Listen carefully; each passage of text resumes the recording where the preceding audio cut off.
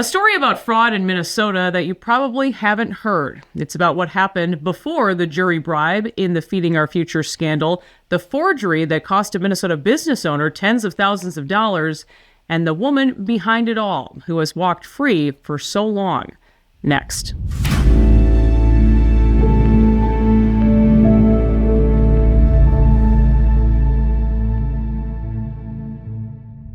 Brad Billings is my guest. Appreciate you being here. Good to see you, Brad. Good to see you, Liz, and thanks for having me on. You're a small business owner, an insurance agent, and unfortunately, a victim of fraud. But there is a lot more to the story here. It says a lot about what's going on behind the scenes in cases of fraud in Minnesota.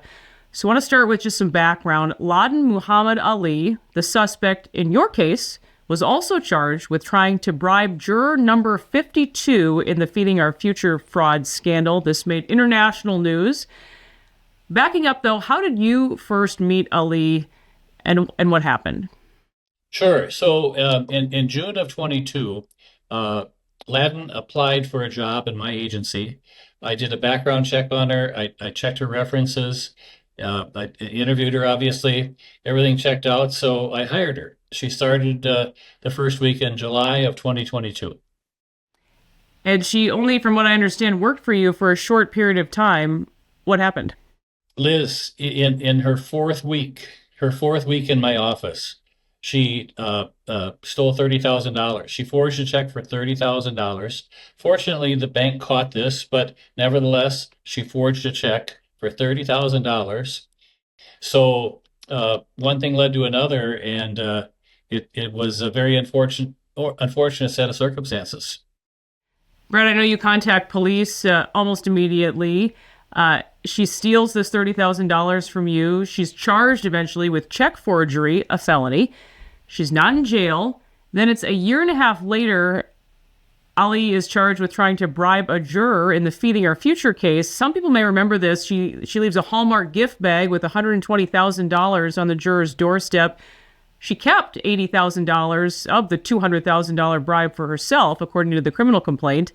But once you hear her name again, you realize she was involved in yet another case of fraud. What was going through your mind?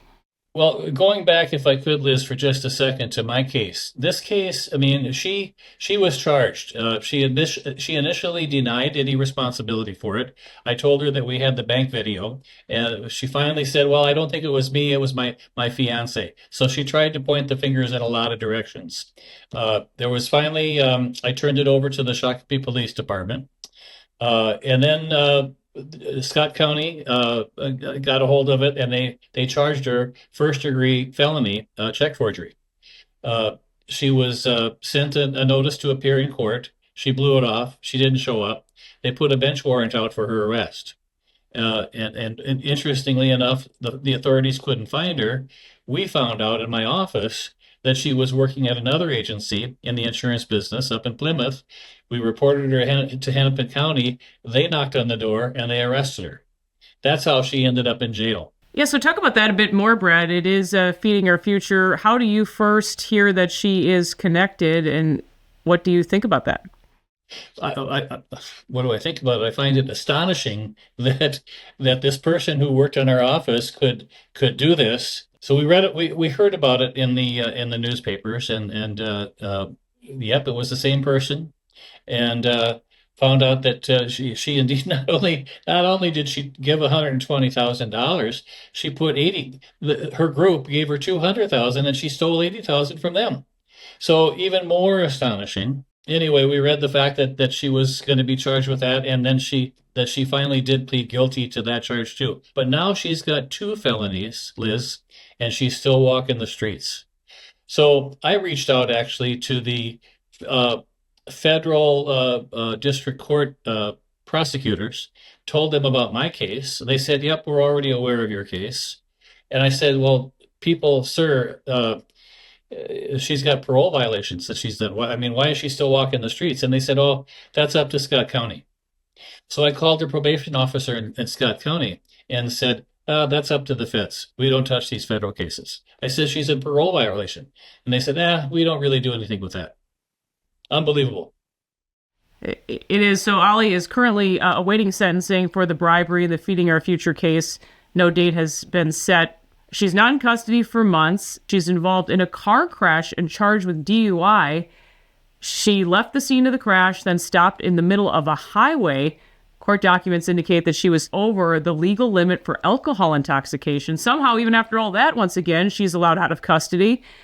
Brad, all the while, you're making calls trying to warn authorities about her, and she's allowed to do this. Couldn't believe it. She was actually found passed out on Highway 55, a 4-lane highway, after leaving the scene of an accident, arrested, put in jail. I believe she's pled guilty to this, and now we have a third felony for which she's still walking the streets. And to make the story even further interesting, it came out in the newspapers this summer that she took $1.6 million from the Feeding Our Future scandal. She also had now a fourth felony. And I called the federal prosecutor's office and the Scott County probation again. I mean, what the heck is going on? This 4 felonies, and it's not enough to, we don't get involved. The Scott County said, that's not our case. That's up to the feds right now. Well, it seems somebody eventually listened to you, Brad. We know that she was picked up just recently on November 9th and is being held in the Scott County jail for now, I guess we can say. It seems like these cases, though, have made a mockery of whatever is left of the justice system in Minnesota. That said, you know her, she worked for you. Do you think she has any remorse for stealing from you or committing bribery in the Feeding Our Future scandal at all? Or do you think she's just unfazed by what seems to be just a lack of consequences in this state? Very interesting. And you're right. I did just learn that she was picked up. I learned that this morning. So, thank God she's where she needs to be. Do I think she has any remorse? I think she has remorse that she got caught. I think that's where her remorse is probably coming from. I know she's made the statement somewhere along the lines. I can't remember exactly where I heard this, but she said, "This is our culture. We lie, we cheat, we steal." And really, I mean, astonishing. So remorse? I don't think so. What do you think it is about Minnesota? Are we just too nice, Brad? There is that phrase, Minnesota nice, Liz, but, I don't think it's anything about being nice. I think it's totally about our lack of accountability for crime. To have criminals out in the street the next day and county attorneys not wanting to prosecute anything, and it's the victim's fault. I mean, I shake my head. I just don't believe it. It's hard to fathom. It's hard to get your arms around that. I don't get it. Many of us do not. Brad Billings, thank you so much for being here. Appreciate you sharing your story. Thanks for having me. And that will do it for this episode of Liz Collin Reports. We'll see you next time.